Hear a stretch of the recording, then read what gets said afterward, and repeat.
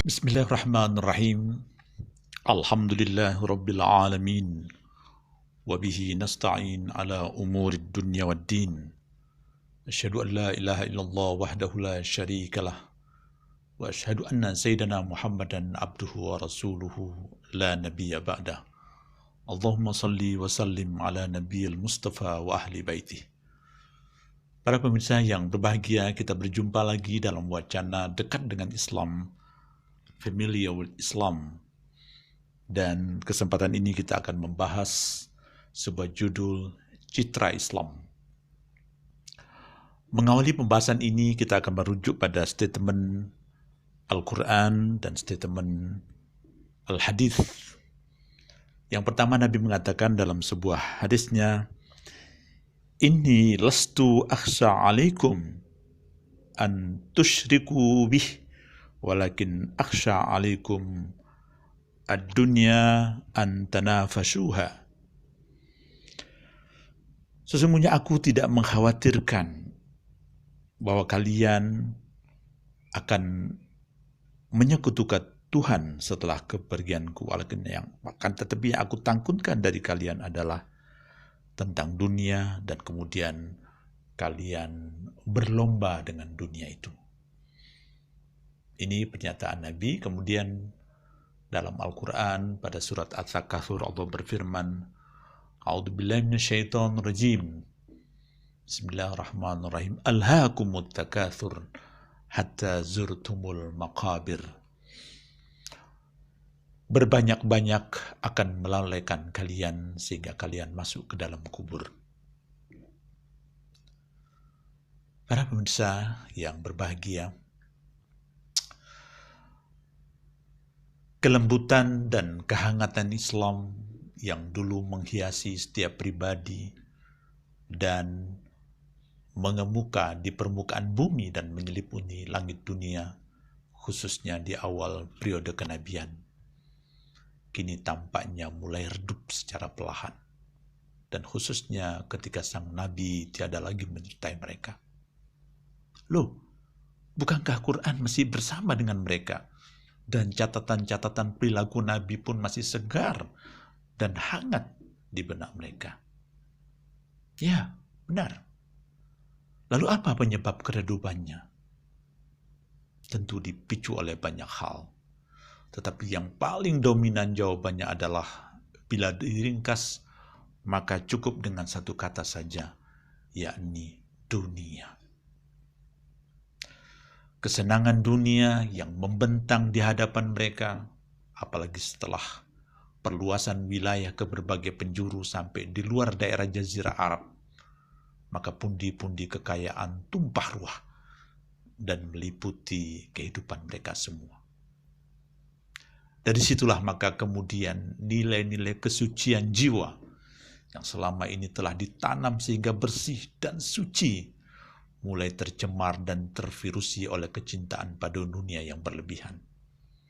Rohani yang telah mapan dan terbang tinggi ke puncak langit ditarik kembali ke bumi untuk bercengkrama dengan materi, maka rohani pun kendur dan tak mampu bertahan melawannya. Materialisme dan hedonisme masuk dan menyentuh ke dalam seluruh aspek kehidupan, keluarga, masyarakat, bangsa, dan juga seluruh sektor usaha, politik, perdagangan, pendidikan, seni dan budaya, dan lain-lain. Persis seperti apa yang digambarkan oleh catatan langit di dalam surat Ali Imran. Wa kuntum ala syafa hufratin minan nar. Kalian seakan-akan sedang berada di jurang, di tepi jurang. Para pemirsa yang berbahagia, sayang sekali, padahal cahaya Islam yang begitu indah dan telah mengangkat martabat mereka ke puncak kemuliaan hidup, dan keridhaan ilahi tiba-tiba harus lenyap begitu saja. Bila kita telusuri di awal periode pertumbuhan Islam, di mana ia merupakan agama yang menekankan dan mengajarkan nilai-nilai keutamaan dan ketinggian rohani, yang memompa semangat persaudaraan yang tulus, cinta dan kasih sayang yang tanpa membedakan latar belakang, kesatuan dan kekompakan, tolong menolong, serta kebersamaan, bahkan pembagian keuntungan dunia dibagi dengan adil. Semuanya begitu diprioritaskan dan dibanggakan, dan telah menjadi etika umum bagi seluruh pengikutnya. Kini keadaannya menjadi berubah. Kehidupan seakan kembali ke masa silam seperti sebelum Islam datang.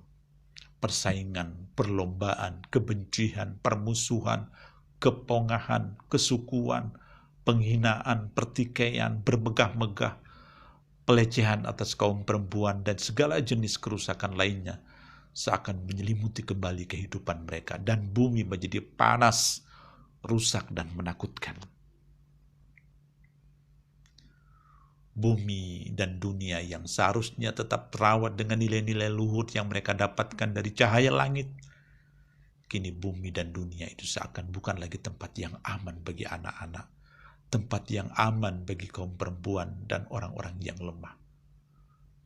Bahkan mereka semua seakan menjadi santapan dan hidangan lezat bagi kaum tirani dan penindas.